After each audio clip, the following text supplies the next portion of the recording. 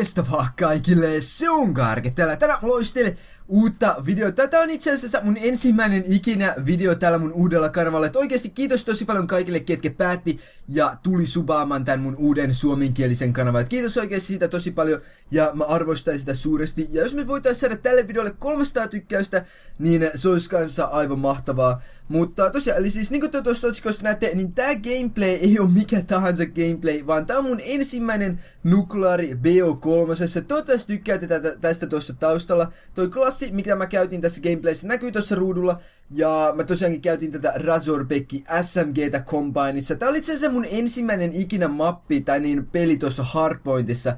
Ja mä onnistuin sama nukleaari, mikä oikeesti on tosi mukava.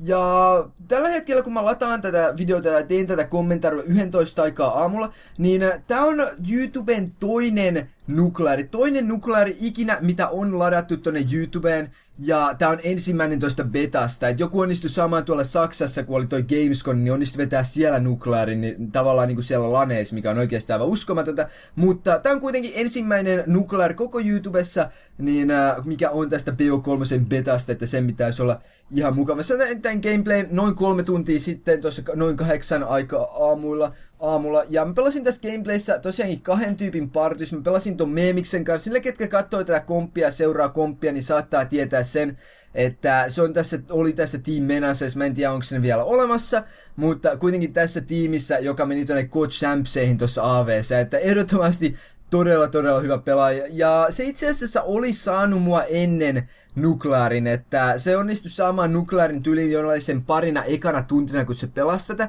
mutta sillä ei ole mitään rekordia, se ei rekordannut sitä. Se twiittasi mulle kuitenkin kuva, että se onnistui saamaan 39 kansterikin, että tää ei ole Suomen ensimmäinen, mutta toivottavasti kuitenkin tykkäätte tästä gameplaystä. Muutenkaan se ei tee YouTubea, että sitä hirveästi varmaan ei kiinnosta. Mä tuun pistämään sen Twitterin tohon kuvaukseen, niin jos te haluatte käydä followaamassa sitä tai mitään tämmöstä näin.